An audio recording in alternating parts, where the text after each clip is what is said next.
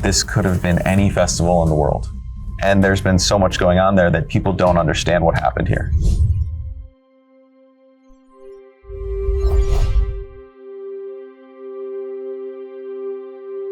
We want to show the world that we are strong and we will dance again.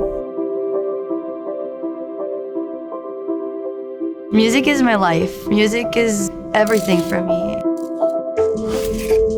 I was at the Nova Festival on October 7th. It was Friday night. I went with some friends to the Nova Festival in Israel. It was a holiday for us. And we went to celebrate life, celebrate music. I went to Israel on vacation, and it was going to be my first nature party. So I went with my family members. We were a group of 7, and we had the best night ever. Everyone was so friendly with one another, coming up to you, just talking to you like we all knew each other, but really we didn't. And the music was wonderful and spectacular. Me and 3 friends arrived at the festival at around 1 a.m.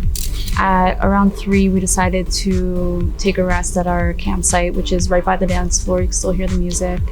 And we decided to rest and wake up for the sunrise set, which is supposed to be the best part of the festival. And instead of waking up to the sound of the sunrise set music, we woke up to the sound of rockets. Thousands of rockets above our heads. Suddenly they turned up the music.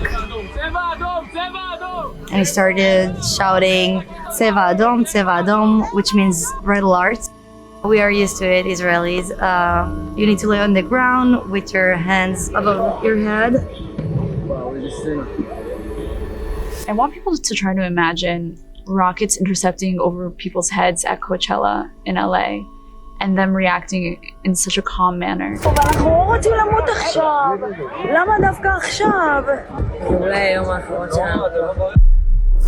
Unfortunately for Israelis, this is their reality. This is something they go through on a semi-regular basis. If Israelis were to stop everything they were doing every time a few rockets were intercepted over their heads, they simply wouldn't get anything done.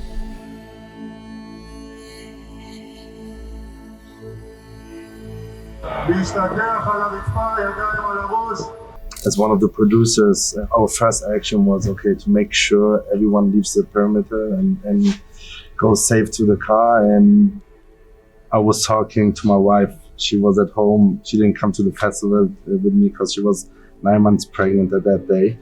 And then the festival security shut off the music and asked everyone to please pack up their things and evacuate to their cars. My uncle said we need to find a bomb shelter. So we got there, and this bomb shelter is by a bus stop. It's about 5 feet by 8 feet, made to withhold at least 8 people. And we were about 40 people inside this box. We got into the car, 3,000 people that are trying to escape, so traffic everywhere.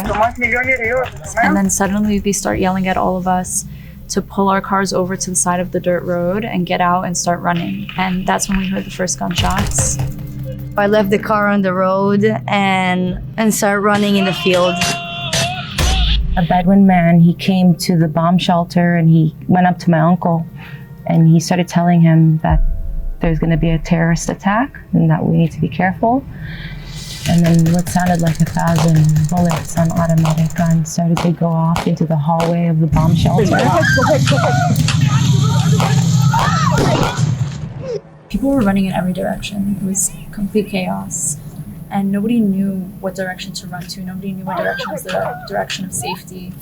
And at a certain point, about 20 minutes into running, we suddenly saw dozens of other people from the festival running in our direction. And then we realized that they're being pursued, they're being chased after, and they're being shot at. And we realized that we're not only running from terrorists behind us, but we're also running towards other terrorists.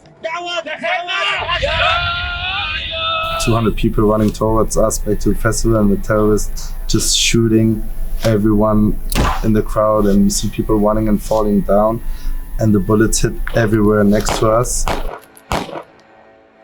I was surrounded and they shot the people that were in front of me.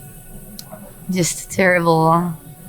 It's really hard to imagine, but So I couldn't breathe, and I was just thinking to myself, all the people behind me, you can hear them stop screaming, and you understand what's going on. I was afraid. I was alone. Couldn't find my friends. I was thinking of my family. I didn't want them to find me. They're dying in the field. The Hamas terrorists stood in the doorway of the bomb shelter, started to shoot more of us. When I looked at my uncle to see if he was okay, they threw in a hand grenade and he just jumped on the grenade. And he took the explosion. But that was just the beginning. And I hope you can see this. I'm showing this with them. For 8 hours, every 20 minutes they came by and they would throw grenades and Molotov cocktails, and every time that the Molotov cocktail was thrown in, it wouldn't explode because we were a sea of bodies in the bomb shelter. So there was no floor for it to shatter.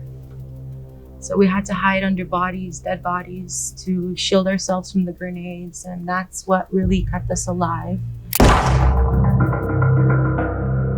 I didn't want the terrorists to kidnap me, so I was basically motivating myself to keep running. And I saw in front of me in the horizon a bunch of orange trees, and this scarf was on me, and I used this scarf for camouflage. I put it on me. I was looking for the thickest tree. I got inside. I was all full of scratches, and the tourists were getting closer, and they couldn't see me, so I thought it would be better to stay there. About 4 hours into running now. It's around 11 o'clock at this point, and we passed by this small tree, and there weren't many trees around us. There wasn't much place to get shade from the sun, and we hadn't heard shooting in a few minutes. So we saw like a group of other kids sitting under this tree, and we decided to sit with them and kind of get some shade and take a rest. And we're sitting under this tree, and we're all looking at each other confused, and we're all talking. Nobody's really fully taken in what's happened to us. A few hours ago, we were dancing at a festival. Now we're running from terrorists. And suddenly this white pickup truck, which seemed to come out of nowhere, starts driving towards us. And all of our automatic reactions was, this is a terrorist coming to kill us. Because we all knew that this was the kind of car that the Hamas terrorists were driving. And everyone sitting under the tree, I remember we all kind of half got up and like contemplated running for our lives. And then simultaneously, we all kind of realized like, we have nowhere to run to. Like if this is a terrorist, he's in a car, he has a gun, and we're on foot, where are we gonna run to? And we all kind of just sat down and accepted our fate. And we all were kind of just like smiling and nodding at each other as if to like say goodbye. And it was nice knowing you, and kind of taking in that this is the end. It was oddly kind of a very peaceful moment. And as the car got closer, we realized that it wasn't a terrorist, and it was a man from the town of Patish, which is the town that we were told to run towards to safety. And he left the safety of his hometown, and he drove towards all this chaos, risking his own life to save the lives of innocent people he didn't even know. When I was running in the field, my dad decided that if he's not coming to take me now, he'll need to take me out of Gaza. So he came, and I felt relief.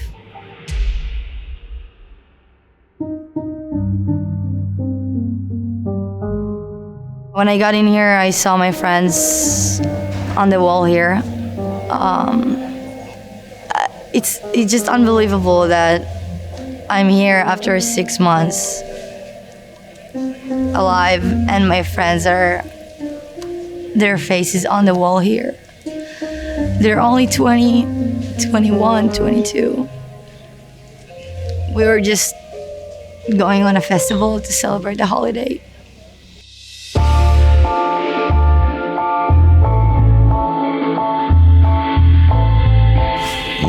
I myself have been involved with an event that had a terrorist attack in Manchester, and I was involved with the response to that. And I saw the whole world rally within 2 weeks to respond to that. And that also was done by suicide bomber. This thought that this was okay, this horrible act. But no one in the world justified it. They just rallied behind us to say, this is not okay, these are innocent people at a concert. Here, over 360 of these kids were killed. 40 were taken hostage. An American citizen, Hirsch, he's an American citizen who was at that festival and is still kidnapped to this day. And people were tearing down his posters in this city, in New York City. And I think we've lost sight. We've gotten too far away with it. We've let the algorithms of social media promote the hate and distract us from the truth. And I think that's why this exhibit is so important. That's why it's $1 to come see it. Come here and bear witness. להרגיש את הדבר האמיתי, שהם לא הרגישו שהם בתוך תערוכה על נובה, אלא שהם בנובה.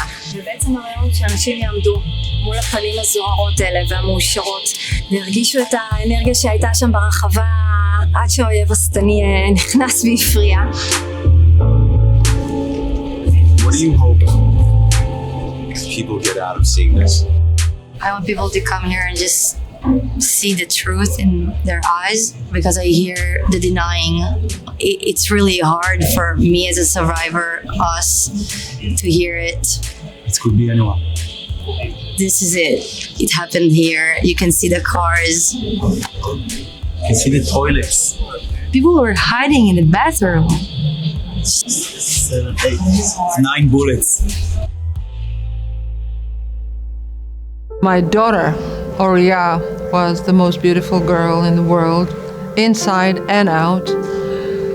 Around 1:30 a.m. New York time, I looked at my phone and I saw a message from her, "Mom, I love you very much." And apparently that was the last message from her phone. It was to me. I can't accept it. Something in me still wait to see her, to hug her. I can tell my daughter's story, but if you look around, each and every one, behind every photo, you have a story just like my daughter's. And behind every story, there are parents that few hours before said hi to their kids, and the next moment, they were gone, brutally murdered. I have my own grief, but I feel like I have 400 more people to grieve, because it's not only mine. My grief is connected with everyone else's. People don't know.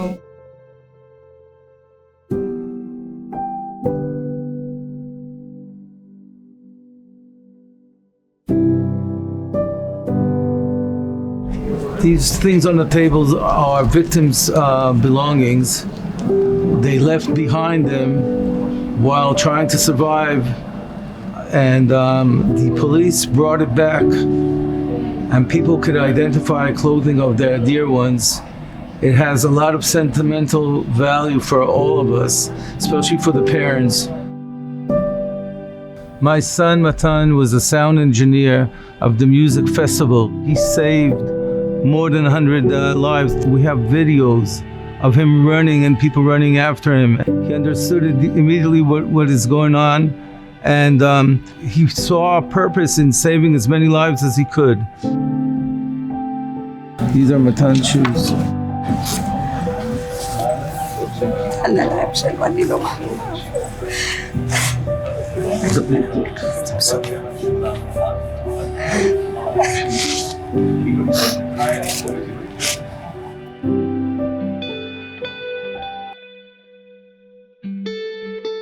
Do you think if someone sees this, Do you think they'll understand what happened to you guys? Yes, definitely. You just want them to see what happened. Acknowledge the truth. What do you say to those people who think they can't acknowledge you because they think it hurts the other, and make them understand that you care just as much as they do of both sides? It really hurts me even to hear this question. It takes my energy away. It's just like, how can you even? How? It's a nightmare. There's no, it's not about Gaza, Israel. There's no connection between music festival to politics. Thank you so much. You're a light in the dark.